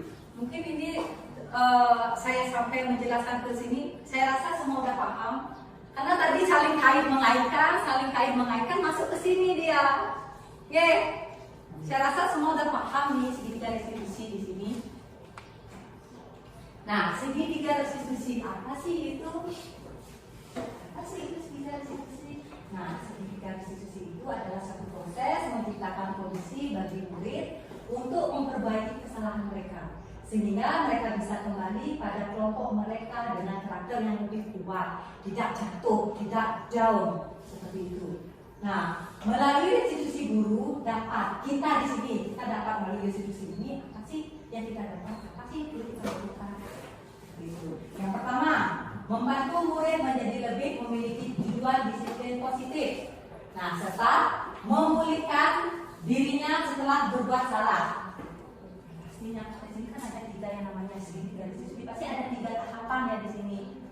Nah, yang kedua, membantu murid untuk jujur pada diri sendiri dan mengevaluasi dampak dari kesalahan yang dilakukan. Anak itu dengan sendirinya dia sadar, oh saya tadi nggak pakai dasi, berarti saya sudah melakukan kesalahan dong. Pantas saya dipanggil tadi. Pantas saya diajak duduk di sini. Jadi anak itu menyadari dia dengan sendirinya. Tanpa kita langsung nembak, kamu sudah nggak pakai dasi lagi. Kamu tahu kan kesalahanmu di mana? Dia anak seperti itu. Nah, yang ketiga, memberikan penawaran bukan paksaan. Kita memberikan penawaran misalnya, kalau kamu berbuat seperti ini, kamu tahu tidak dampaknya apa. Nanti kalau kamu seperti ini, hasilnya akan seperti ini. Nah, misalnya seperti ini deh.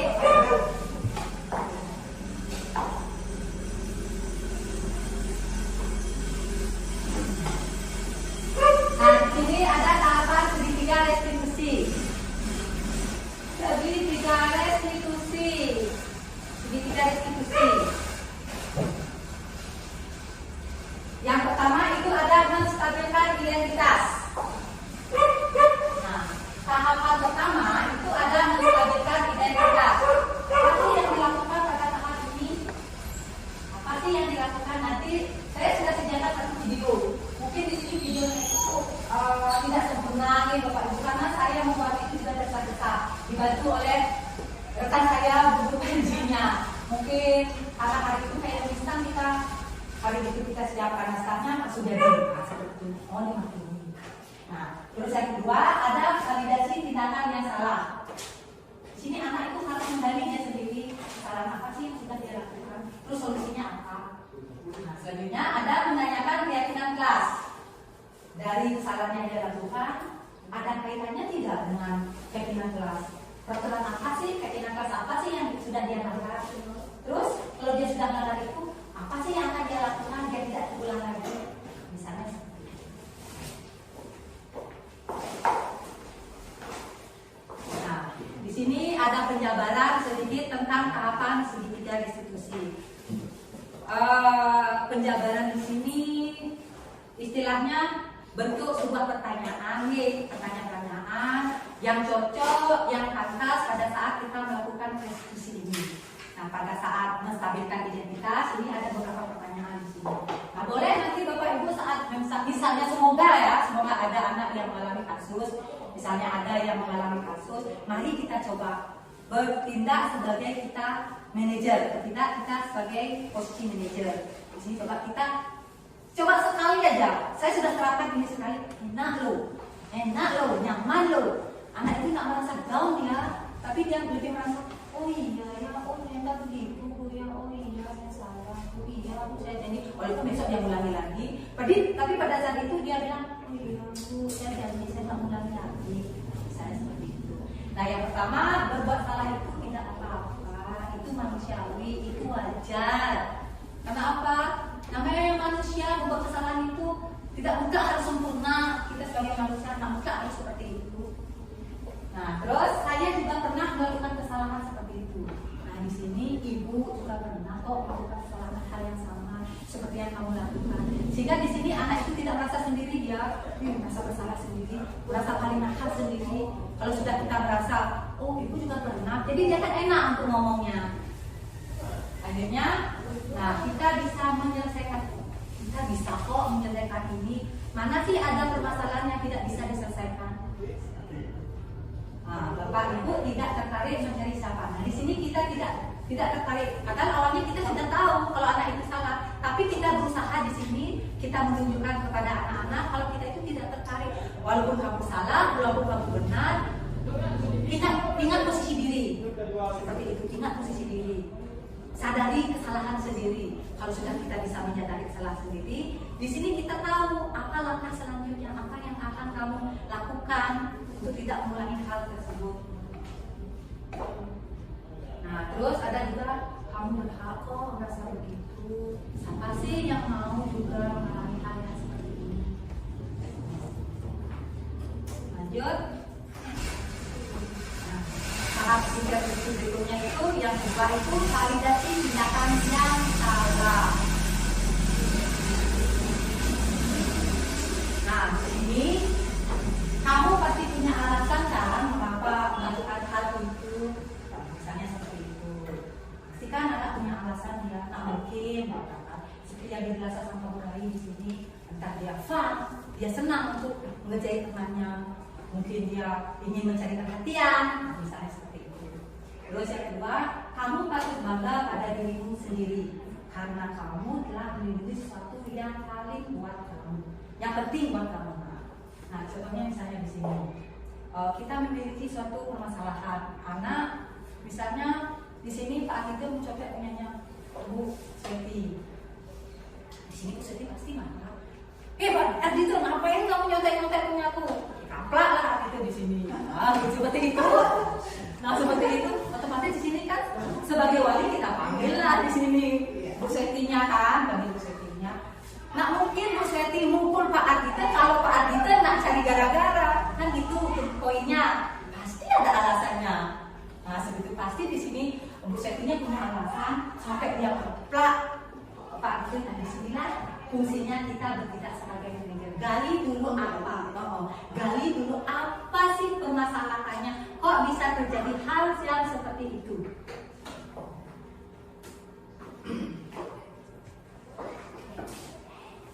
Selanjutnya, yang terakhir, menanyakan keyakinan kelas.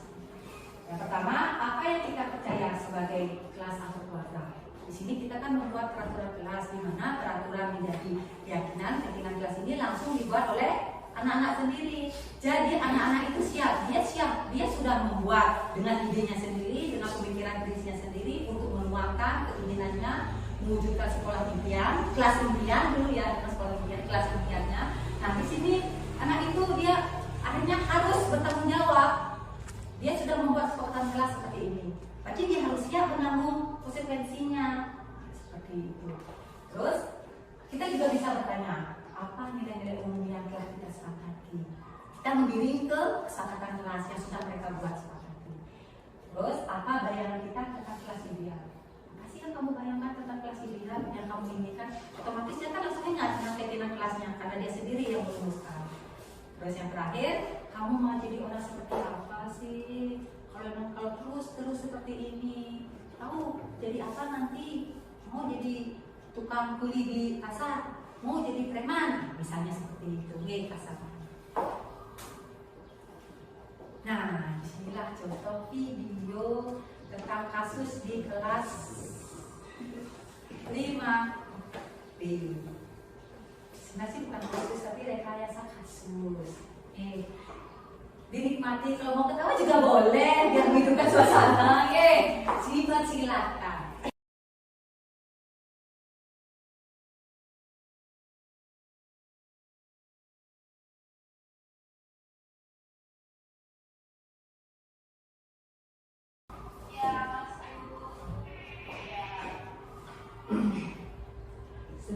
Burai lebih asik, lebih bagus. Tapi karena dadakan langsung punya sebenarnya kita pakai.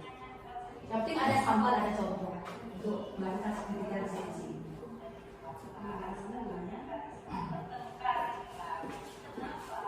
Izin Bapak Ibu.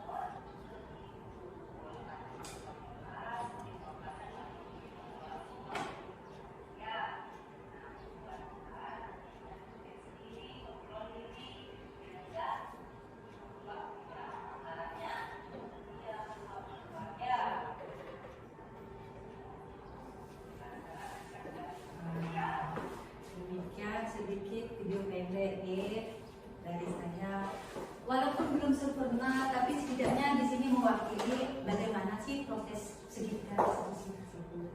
Nah, di mana materi ini adalah materi penghujung kita, saya dengan Bu Rai di sini dalam pemaparan budaya positif. Nah, di sini bisa saya simpulkan. Dalam penerapan program disiplin positif, hendaknya guru memiliki standar kepribadian profesional dan sosial yang baik, di mana guru mampu merefleksi dirinya dalam posisi kontrol saat ini. Bagaimana perjalanan dirinya sebagai among atau manajer yang menuntun murid-muridnya menjadi insan yang mandiri, merdeka dan bertanggung jawab. Nah, demikian pemaparan dari saya sendiri dan Bu Rainya. Apabila ada salah kata atau ada saran mungkin dari teman-teman bisa disampaikan. Sekian presentasi dari kami. Saya tutup dengan pramasasti.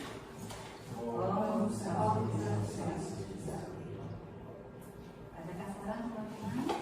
Atau dari pemaparan diskusi sharing kita berdua sudah bisakah nanti diterapkan? Atau sedikit aja nanti bisa kita terapkan nanti. Karena begini ya, kita melakukan menyajikan destinasi ini memang rencananya kita bersama-sama untuk menerapkan, mewujudkan. Karena kalau 1-2 orang untuk mewujudkan ini budaya ini pasti tidak akan berhasil. Mari kita saling bahu-membahu bersama-sama, bekerja sama untuk mewujudkan harapan kita, mewujudkan budaya positif. Demi apa? Demi kita dan sekolah kita, warga kita di sini. Ya, siap, kita siap.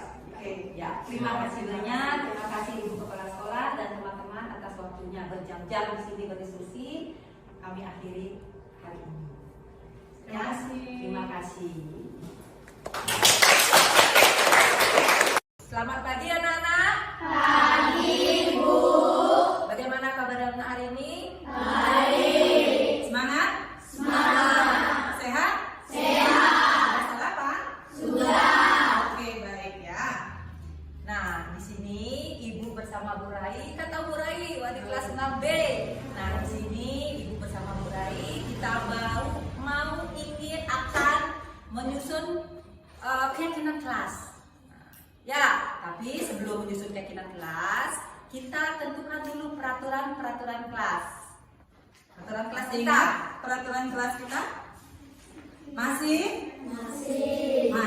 Ayo, siapa yang sudah mengingat? Silakan.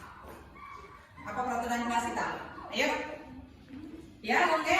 Tidak boleh membuang sampah sembarangan, Bu. Iya, bagus. Lagi yang lainnya? Tidak boleh memukul. Ya, tidak boleh memukul, Abi. Bagus. Sarah. Tidak boleh datang terlambat. Bagus. Ayo, yang lainnya. Ingat. Ya. Tidak boleh menyontek. Iya, tidak boleh menyontek. Bagus, sayang. Lagi. Ayo. Yang di sini. Ya. Ayo, Tidak boleh jalan. membuang sampah sembarangan. Tidak boleh membuang sampah sembarangan. Tidak boleh datang terlambat.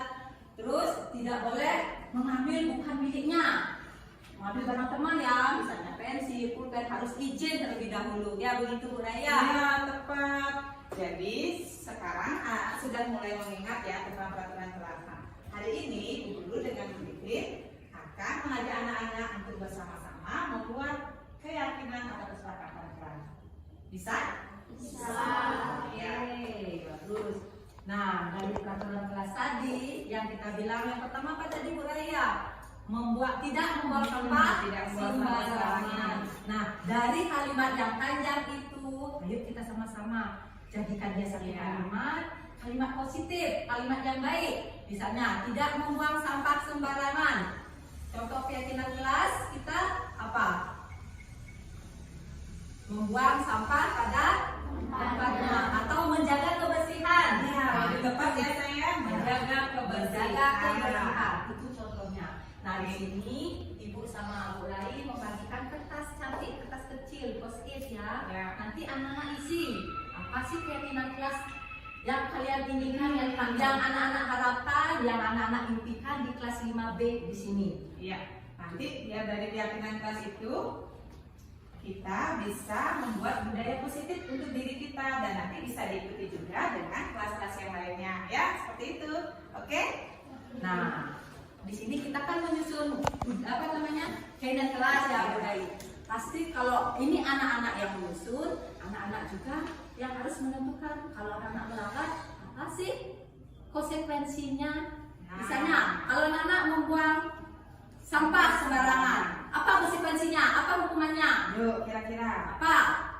Kita harus pungut sampah yang kita buang. Kembali membungkusnya, membuang pada tempatnya. Kasih tepuk tangan lagi Bu Rai. Tahu ya.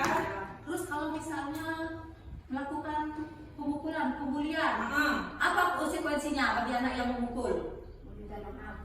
Meminta maaf, kurang, temannya dipukul lagi. Ada lagi yang lain? Kalau maaf aja kan bisa nanti diulang lagi, biar lebih gini tidak lagi mengulangi hal itu. Iya, Suci? menghukum kita bagaimana hukumannya? Seperti apa contohnya? Memberi nasihat. Memberi nasihat. Oke, tadi siapa yang mau naikkan tangan? Tidak mengulangi lagi. Tidak mengulangi lagi. Nah, nanti sambil jalan kita Ibu buatkan konsekuensinya ya. Lalu kita nanti satu orang perwakilan dari kalian, mungkin ketua kelas atau 2 orang dengan wakilnya nanti menandatangani kesepakatan kita ya. Nah, sekarang kita susun dulu keyakinan kelas ya Bu Raya. Iya, yuk. Bagikan. Ditulis ya. Sesuaikan apa yang mau anak-anak yakini untuk kelasnya biar nanti menjadi budaya yang positif ya. Terus jangan lupa setelah dibuat, ditulis, harus dilaksanakan ya. Biar tidak dibuat saja. Ayo tulis. Ayo tulis sayang, silakan. Ya, tulis. Satu kata aja, dua kata.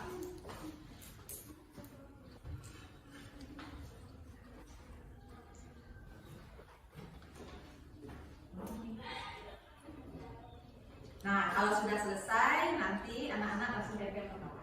Ya, depan. Ya, Ini di kertas yang sudah disediakan ya.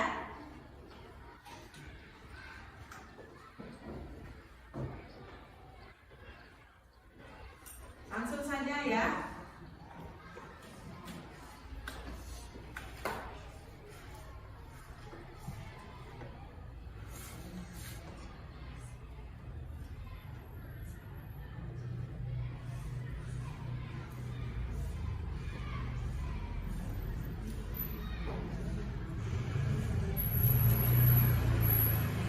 sudah. Nah, sekarang tempel ke depan. Sudah selesai. Tempel ke depan. Ayo. Ayo, tempel ke depan. Ini saya semuanya, ayo, ayo. Jangan takut, jangan takut, ayo. Oke. Tidak buang sampah sembarangan. Lagi. Oke, menjaga kebersihan, bagus. Menyayangi teman ini, menjaga Iya, kebersihan. toleransi, saling menghargai. Iya, datang tepat waktu. Ya. Sebelum dan setelah berdoa. Toleransi, jaga. Terus ya. Tidak Rajin belajar. tidak menyontek. Disiplin. Oke. Jujur. Oke, bagus ya. Semuanya sudah. Menjaga kebersihan.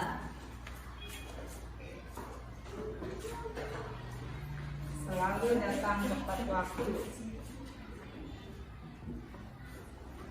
Oke, terima kasih anak-anak. Karena sudah membuat keyakinan kelas bersama. Jadi kita di sini sudah menuliskan. Ibu bersama Bu Titis akan merefleksi dari apa yang sudah anak-anak buat, ya, keyakinan apa yang mau anak-anak terapkan dan laksanakan untuk budaya positif yang ada di kelas. Oke, yuk bikin. Yang pertama ini yang dibuat Toleransi. Iya. Toleransi. toleransi, Ya, ya. termasuk kalimat positif pertama. Berarti di sini kita menjaga toleransi. Nah, dari misalnya perbedaan agama, ya di sini kebetulan kita kan ada agama Kristen. Ya, Kristen sama Islam. Kita saling toleransi antar umat beragama, saling menyayangi, Saling menghargai, saling ya. menghormati antar teman. Nggak boleh saling menghina. Oke. Terus yang kedua, Disiplin. Disiplin itu ada banyak ya, mulai dari disiplin waktu, disiplin dalam mengerjakan tugas. Artinya anak-anak mengerjakan segala sesuatu itu tepat waktu, tidak terlambat seperti itu, dan sudah sesuai dengan kesepakatannya. Sudah sayang? mengerjakan PR tepat waktu, tugas tepat waktu. Nah, ini juga bagus ya. Mengerjakan tugas, mengerjakan PR tepat waktu. Kalau memang ada PR ya kerjakan di rumah. Kalau memang di sekolah ada tugas ya kerjakan di sekolah. Jangan menunggu bel istirahat. Sebelum istirahat, start selesai. Ya, selesai bikin tugasnya. Seperti itu kesepakatan. Yang ketiga, Oke, di sini ada jujur. Baik, jujur itu adalah salah satu perilaku yang sangat baik ya untuk kita jujur dalam berperilaku. Contohnya tidak menyontek, tidak mengambil milik orang lain, tidak mencuri, ya seperti itu. Jadi bagus sayang, kalian sudah bisa mulai meyakini kelasnya menjadi budaya yang positif ya. Salah satunya jujur.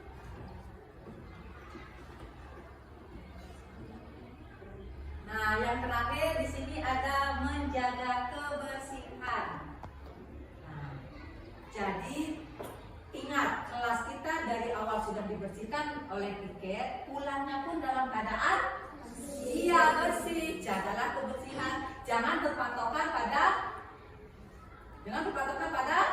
Piket saja kita dari dini, dari awal, mari kita jaga diri sendiri dulu. Pungut sampahnya, kalau kita punya sampah, anak sendiri punya sampah, ingat langsung buang pada tempatnya dan ingat pilah di sana. Nah, yang terakhir, tidak memukul itu. Ya, tidak memukul itu adalah salah Stop satu bullying. tindakan yang tidak baik, ya, perilaku yang baik. Nanti kesepakatan kita yang terakhir itu adalah stop bullying. Tidak boleh melakukan kekerasan di sekolah, apalagi dengan teman. Kenapa? Karena yang namanya di sini kita semua di 2 SD 2 LB, kita itu semua saudara. Ada si A, ada si B, tapi kita semua saudara di sini. Ya, jadi saling bersama-sama, jangan melakukan kekerasan, memukul. Kekerasan itu tidak hanya memukul, tetapi berkata kasar, menghina, membuat temannya menjadi sedih itu pun juga termasuk bullying ya. Jadi tidak boleh. Sama seperti tadi toleransinya bagaimana ya. Nah, kesepakatan kelas sudah terbentuk. Nah, itu apa? Ini terakhirnya kita sekarang yaitu membuat kesepakatan konsekuensinya. Ya. Nah, nanti anak-anak satu-satu ke depan tulis apa konsekuensinya. Nanti ibu akan ketikkan. Ya, yuk dari Abi maju ke depan. Ya, tadi kan sudah diyakini kesepakatannya apa. Sekarang kira-kira kalau ada temannya yang membuat kekeliruan atau kesalahan tentang keyakinan itu, solusinya atau konsekuensinya apa yang mau dibuat jika ada teman yang melanggar seperti itu ya. Lanjut, ayo sini adik, ayo kamera tidak bisa langsung ya. Sini kelompoknya.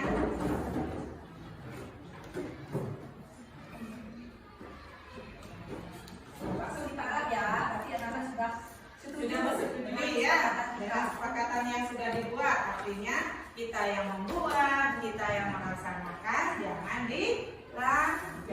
Kalau dilanggar apa konsekuensinya? Anak-anak sendiri yang sudah menentukan bersama ya. Ayo sini. Nah, ayo. Antri ya, jejer. Sabar dulu ya.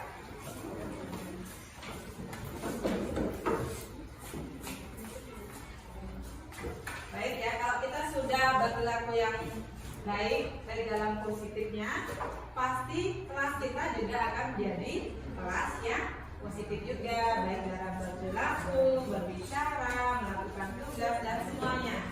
Maka besar harapan kalian, impian untuk kelas 5B akan terwujud ya.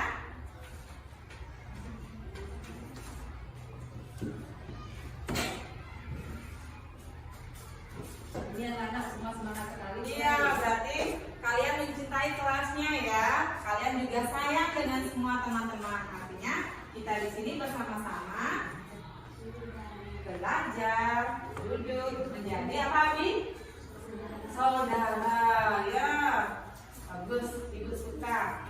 Jadi anak-anak memang mau menjadi anak yang menyepakati keyakinan kita ya.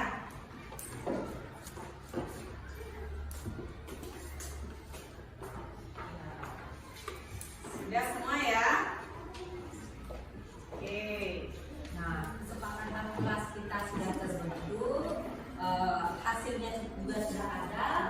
Ya, nanti ibu akan saja, tinggal nanti ketua kelas dan wakilnya mewakili teman-teman untuk melakukan kesepakatan dengan ibu, menandatangani bahwa ini kalian buat sendiri, anak-anak susun sendiri atas golongan diri sendiri, bukan golongan dari